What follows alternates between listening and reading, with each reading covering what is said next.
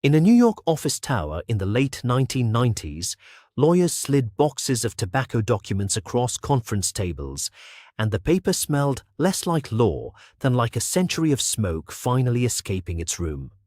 Inside those pages were private memos, research notes, marketing plans, and quiet admissions from companies that had sold cigarettes to the world while publicly questioning what they already knew. The product was small enough to rest between two fingers.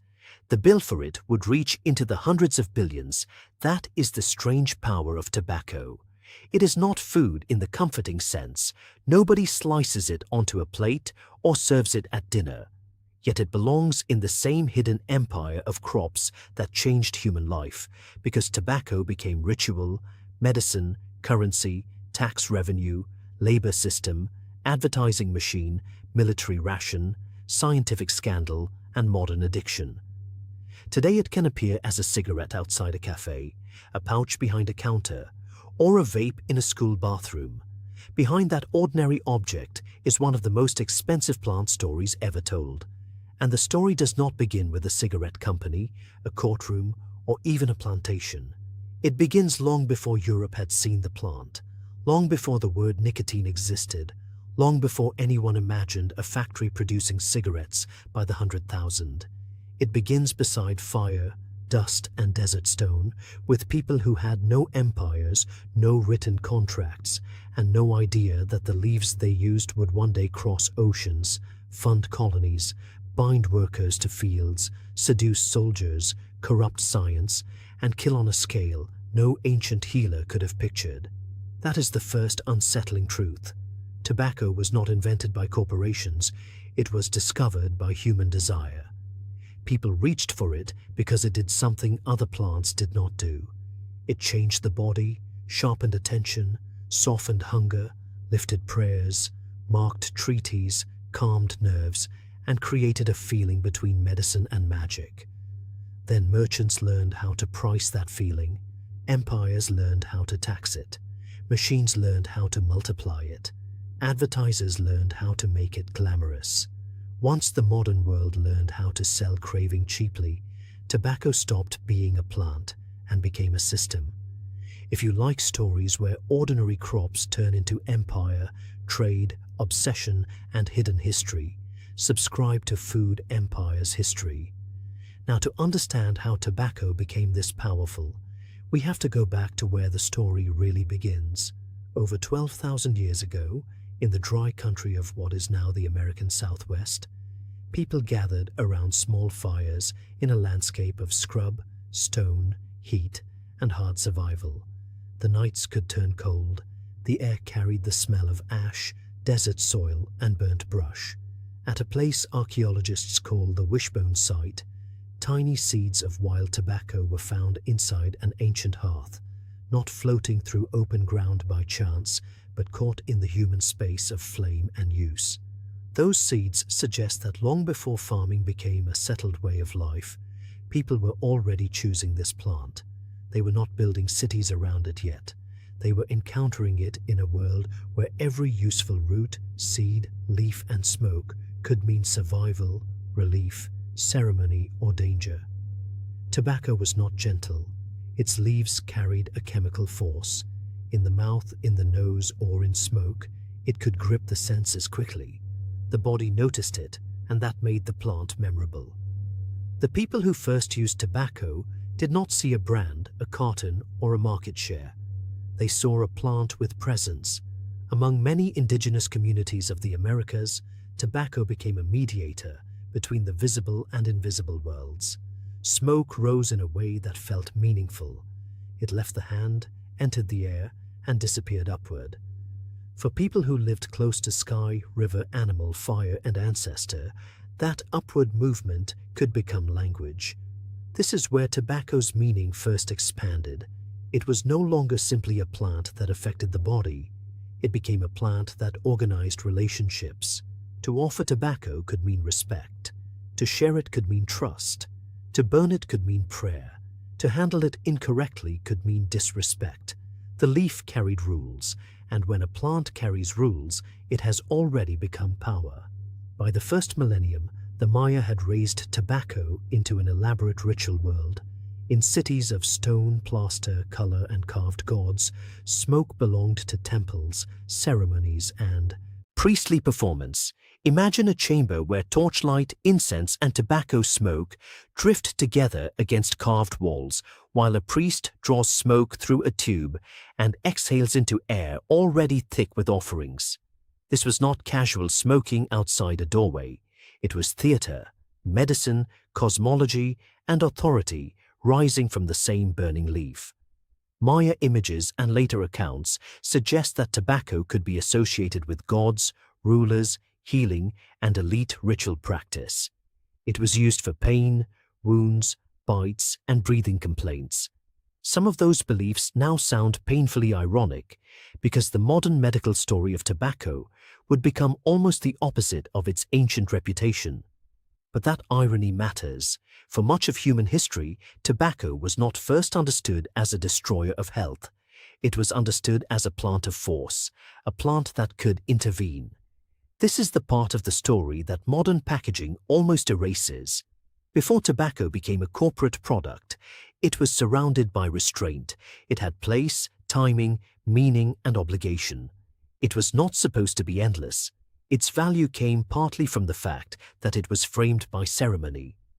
The later tragedy is not only that tobacco became addictive, it is that a controlled and sacred substance was pulled out of its world, stripped of its rules, and turned into a machine for profit. Then, in the final years of the 15th century, Europeans arrived in the Caribbean and saw tobacco without understanding the world around it. They saw Taino people holding dried leaves, rolling them, lighting them, and drawing smoke into the body. To the newcomers, it looked strange, almost supernatural. Smoke came from mouths and noses.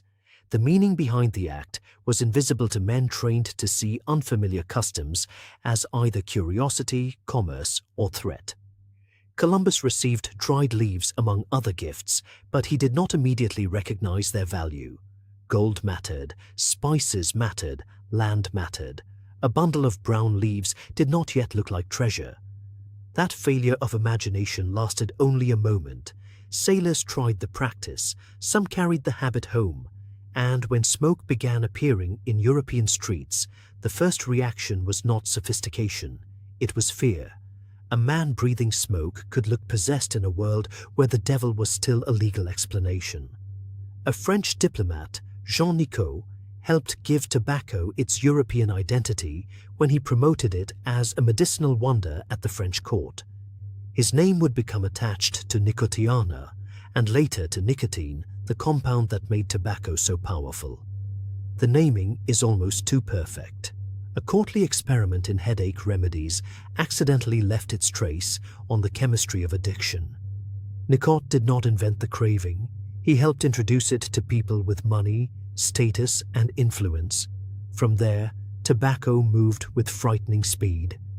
Portuguese sailors planted it near trading stations. Spanish colonies grew it. French, Dutch, and English merchants handled it. The plant crossed the Atlantic, then moved along African coasts into Mediterranean ports, through Ottoman cities toward India, China, Japan, and Southeast Asia. In each place it changed shape.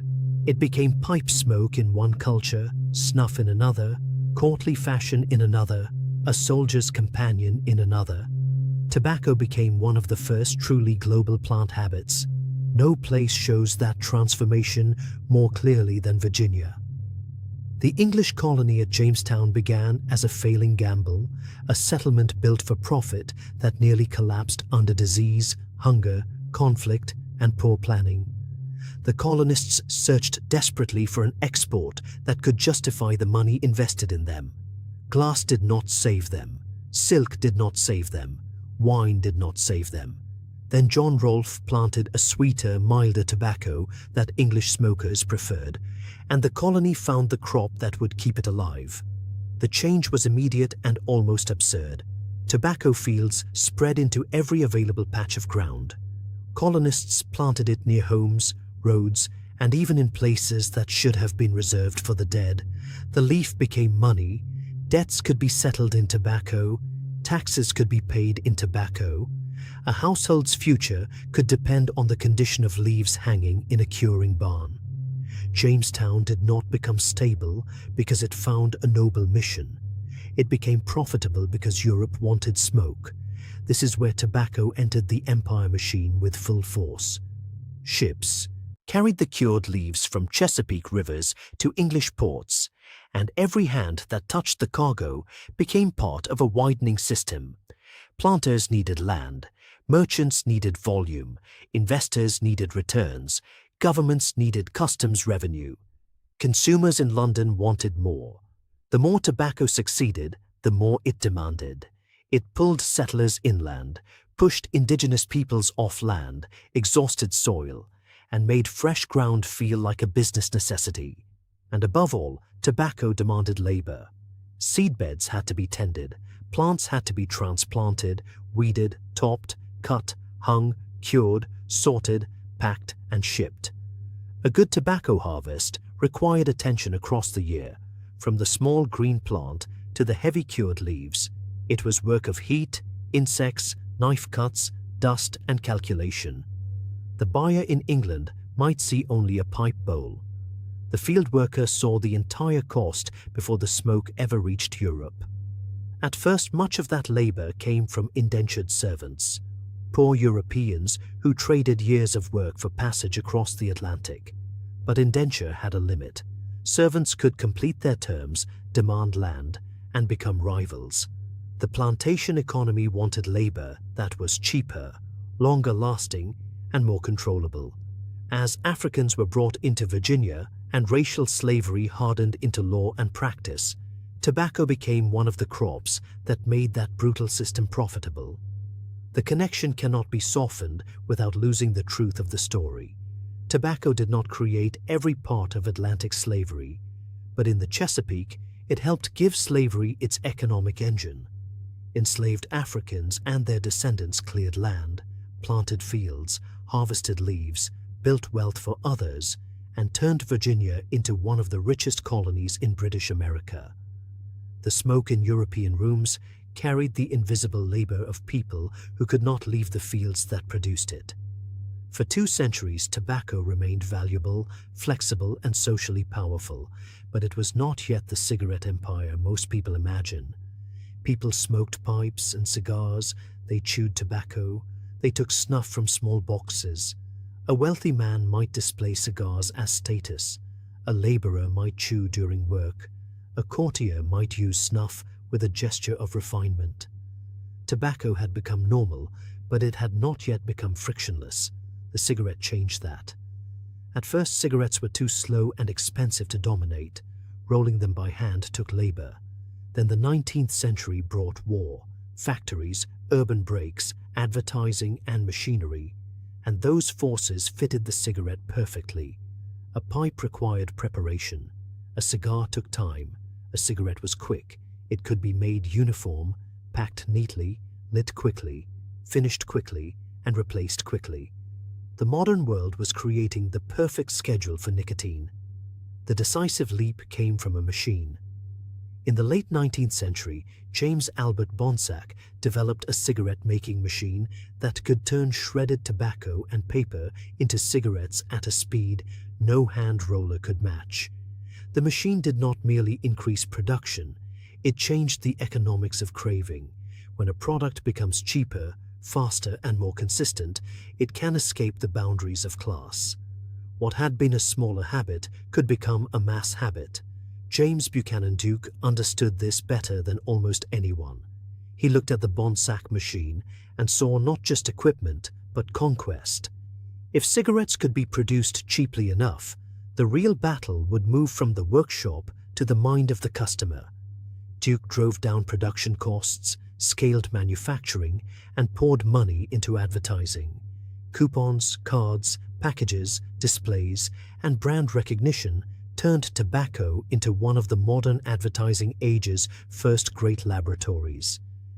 This is where the machine did what empires had tried to do for centuries. It made desire cheap. A cigarette could be bought by the poor, carried by the worker, offered by a friend, smoked in a short pause, and repeated again later without ceremony. The old rules around tobacco, sacred timing, social restraint, ritual purpose were replaced by availability. A habit that once required context could now fit into any pocket. Then came the wars. In the mud and terror of the First World War, cigarettes became more than a product. They became a ration of calm. A soldier in a trench did not have time for a pipe ritual or a slow cigar. He had minutes, sometimes seconds, between danger and exhaustion. A cigarette was light, quick, portable, and emotionally useful. Smoke curled above uniforms, letters, rifles, and tin cups, and young men who learnt the habit under artillery skies carried it home. After the wars, tobacco entered its golden age. Movie stars smoked under studio lights. Detectives smoked in shadowed rooms. Lovers smoked in close-up. Doctors appeared in advertisements. Athletes, cowboys, executives, and elegant women all became part of the cigarette theater. The product was no longer just nicotine. It was identity. A brand could promise toughness, glamour, sophistication, freedom, or sex appeal. The cigarette was sold as a tiny costume for the self, but science had been whispering for a long time. Researchers began connecting smoking with lung cancer before the public was ready to hear it. By the early 1950s, major studies in the United States and Britain made the connection increasingly difficult to deny. The cigarette, sold as relaxation, style, and comfort, was being tied to disease in the lungs, heart, and body. In a New York hotel in the early 1950s, executives from major tobacco companies and public relations advisors shaped the strategy that would protect the industry for decades. They did not need to prove cigarettes were safe. They needed to convince the public that the question was still unsettled. Doubt became the product behind the product. If smokers could be made to think the science was confusing, they might keep buying. If lawmakers could be made to think the evidence was incomplete, regulation could be delayed. Then, on a Saturday in January of 1964, the United States Surgeon General released a report that broke through the smoke. The timing was chosen carefully, with markets closed and headlines ready. The report concluded that cigarette smoking caused lung cancer in men and contributed to other serious diseases. For a country where a huge share of adults smoked, this was not abstract public health. It was a message aimed at living rooms, kitchen tables, office desks, and shirt pockets. For years, smokers and families sued and lost. Companies argued that adults chose to smoke, that risks were known, that labels were enough. But in the 1990s, internal documents began to surface, and documents are different from suspicion. A leaked memo does not cough. It speaks in the company's own voice.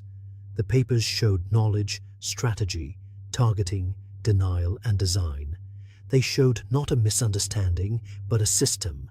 State attorneys general then attacked the industry from a different angle. If tobacco companies had helped create massive health costs, why should taxpayers alone pay for treatment through public medical programs? The argument was brutally clear. You built the crisis, now pay for part of it.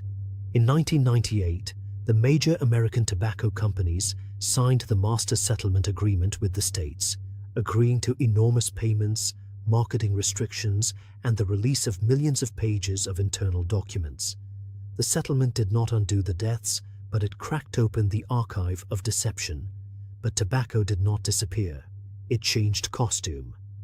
As cigarette sales declined in many wealthy countries, companies expanded elsewhere and diversified.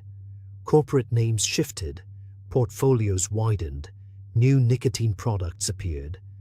The old empire learned to speak the language of harm reduction, innovation, lifestyle, and choice. Then the vape arrived like a clean-looking future, with the same old chemical at its center. The electronic cigarette had been imagined long before it became commercially powerful, but in the early 21st century, new devices made nicotine feel modern again. No ashtray, no match, no lingering cigarette butt, just a sleek object, vapor, flavor, and charge. For some adult smokers, vaping became a way to move away from combustible cigarettes.